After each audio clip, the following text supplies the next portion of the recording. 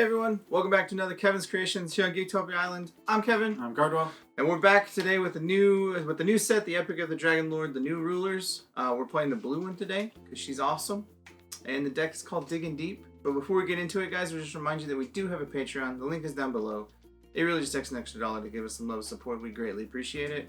And also down below, go check out our link for our Foresee Grimoire. It is our own app that we have created to help for deck builder. It's really good for Force Will. Like, there's all kinds of like good tools you can use, and just if you need to make a deck on the fly, you can. Yeah, very simple. With that, guys, we're gonna delve into it and we're gonna dig deep. So the deck is with Selesta, the Treasure Hunter. She is the blue ruler from the new set, and she judgments for 2 blue and 1, and has energized blue.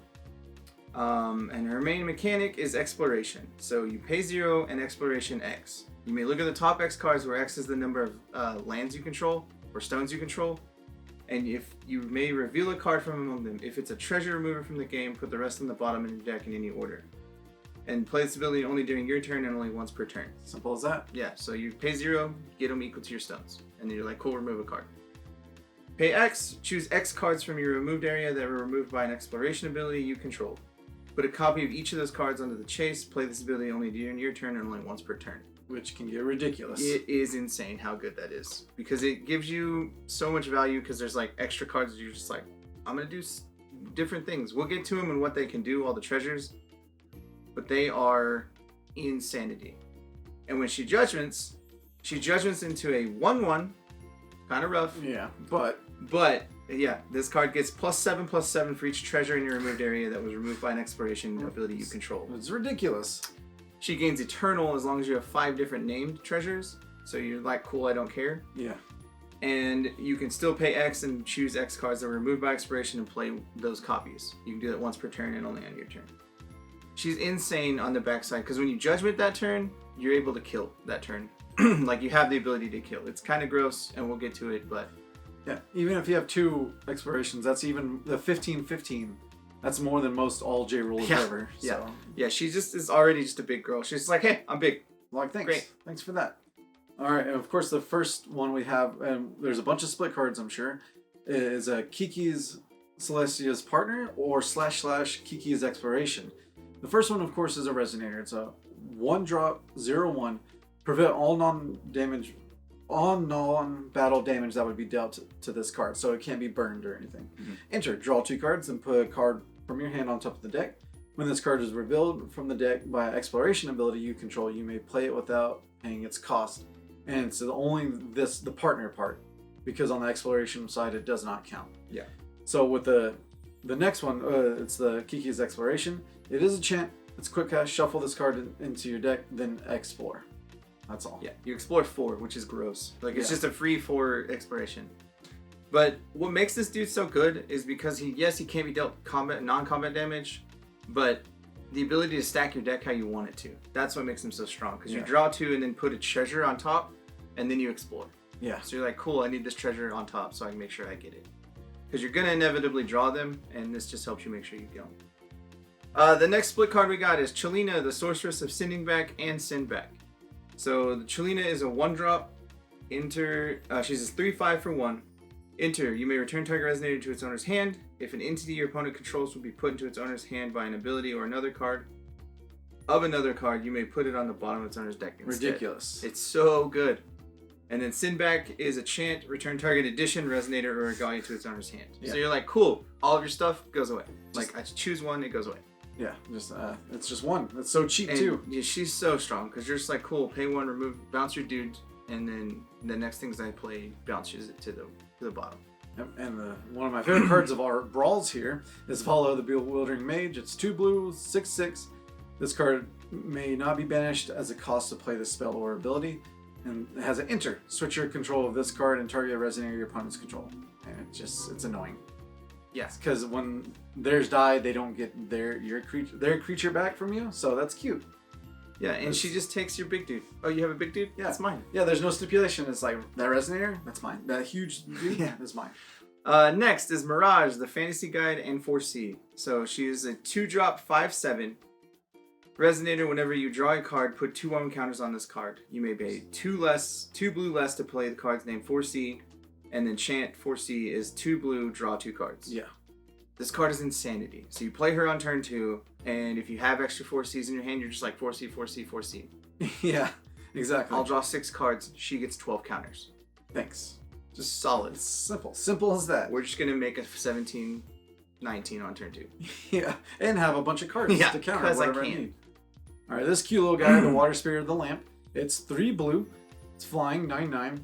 And when this card is revealed from the deck by exploration ability you control, you may play it without playing its cost. So therefore, you don't lose any value. Yeah. And the fact that you play it without playing its cost is insane.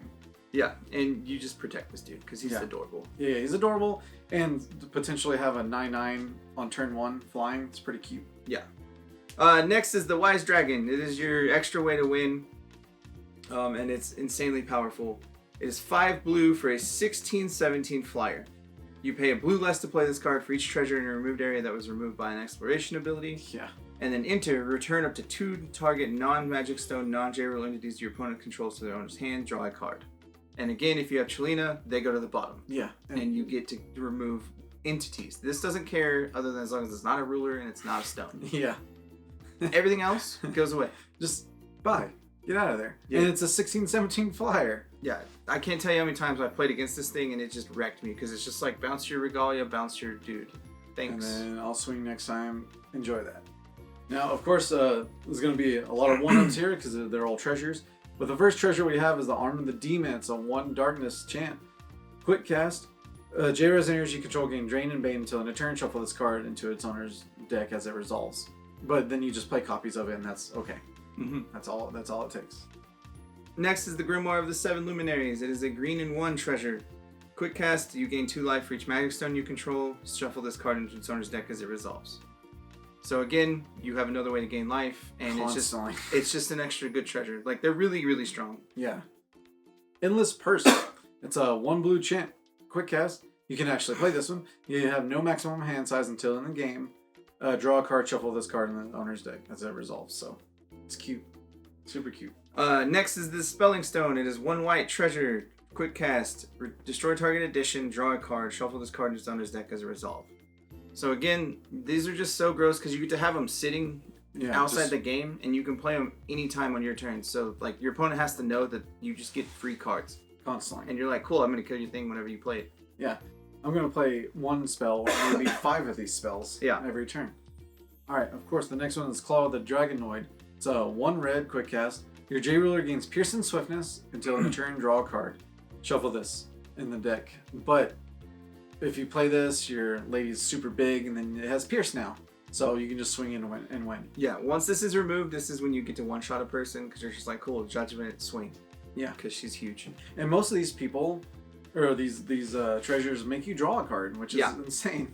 That's why I only have like 1 or 2 of the treasures because you're going to draw through 2 of them. Yeah. Next is the Mermaid's Thunder Parasol. This card is awesome. 1 blue treasure, chant, quick cast.